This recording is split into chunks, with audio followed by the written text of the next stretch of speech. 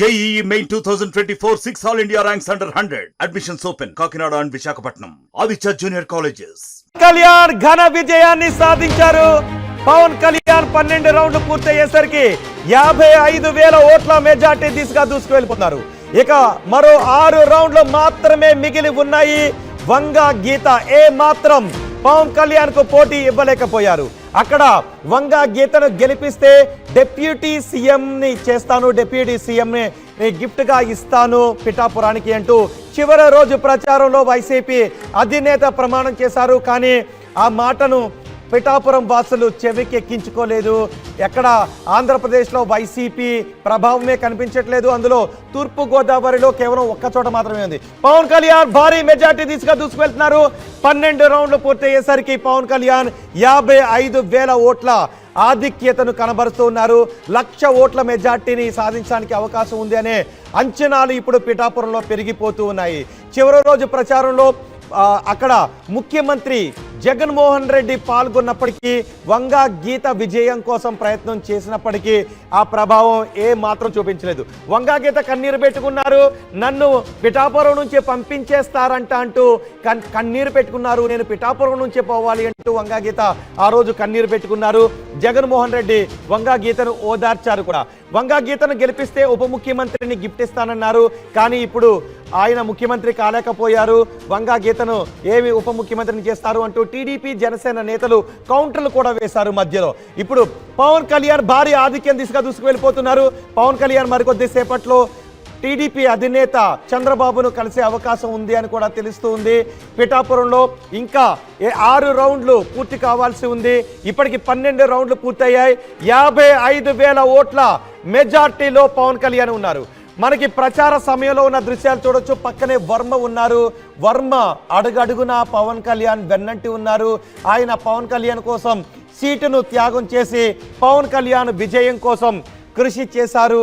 వర్మ చట్టసభలో మంచి స్థానంలో ఉండాలని కోరుకుంటున్నానంటూ వర్మ గురించి కూడా పవన్ కళ్యాణ్ ఆకాంక్షించారు. ఇప్పుడు పవన్ కళ్యాణ్ భారీ మెజార్టీ తీసుకు వర్మ కూడా అన్నారు 1,00,000 ఓట్ల మెజార్టీతో పవన్ కళ్యాణ్ గెలిపిస్తానని వర్మ అన్నారు.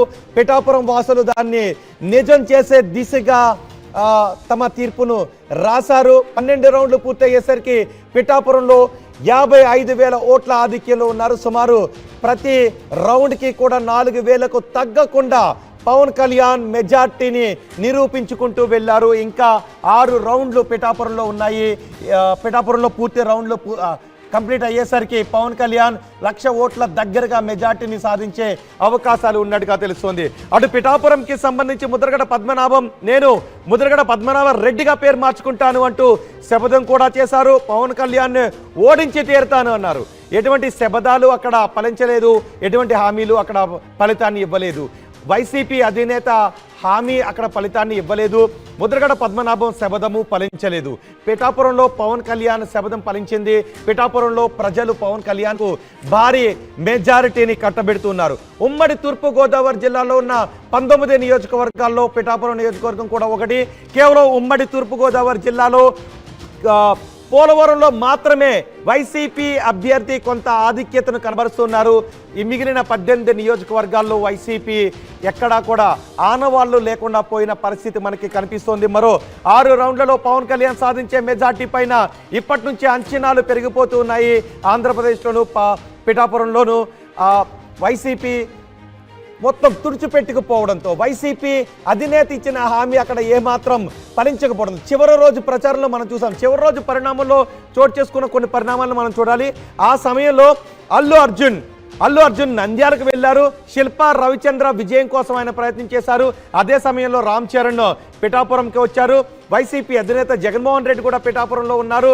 పిఠాపురంలో పవన్ కళ్యాణ్ని ఓడించడానికి వైసీపీ చాలా ప్రయత్నాలు చేసింది. అల్లు అర్జున్ పిఠాపురంకి కాకుండా నంద్యాలకు వెళ్లి వైసీపీ అభ్యర్థిని గెలిపించాలని కోరడంతో అల్లు అర్జున్ చాలా విమర్శలను కూడా ఎదుర్కోవాల్సి వచ్చింది. కానీ పిఠాపురం ప్రజలు చాలా స్పష్టమైన మెజార్టీని పవన్ కళ్యాణ్కు కట్టబెడుతున్నారు. 1,00,000 ఓట్ల మెజార్టీని కట్టబెడతామనే హామీని అక్కడ నిలబెట్టుకుంటున్నట్టుగానే మనకి సినారియో కనిపిస్తూ ఉంది. ఫలితాల సరళి చూస్తూ ఉంటే పవన్ కళ్యాణ్ 1,00,000 ఓట్లకు చేరువయ్యే అవకాశం కనిపిస్తుంది. మరో 6 రౌండ్లలో పిఠాపురంలో పవన్ కళ్యాణ్ భారీ విజయాన్ని సొంతం చేసుకుంటారు. 1,00,000 ఓట్ల దగ్గరగా మరికొద్దిసేపట్లోనే ఆ ఫలితం కూడా వెల్లడే అవకాశం మనకి కనిపిస్తుంది. ఇప్పటికే రాజానగరంలో జనసేన అభ్యర్థి బత్తుల బలరామకృష్ణ గెలిచారు. రాజాపై ఆయన విజయాన్ని సాధించారు. ఉమ్మడి తూర్పుగోదావరి జిల్లాలో జనసేన 5 చోట్ల నుంచి పోటీ చేసింది, బీజేపీ 1 చోట నుంచి పోటీ చేసింది.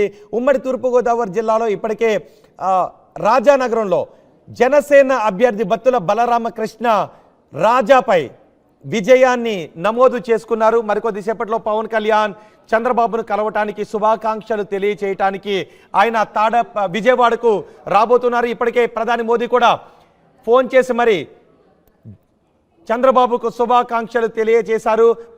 ఇప్పటికే మనం చూసాం పిఠాపురంలో కొన్ని గుర్తు చేసుకోవాలి, నేను ఎమ్మెల్యే తాలూకు అంటూ చాలామంది తమ వెహికల్స్ నెంబర్ బోర్డులపై వేసుకుని మరీ తిరిగారు.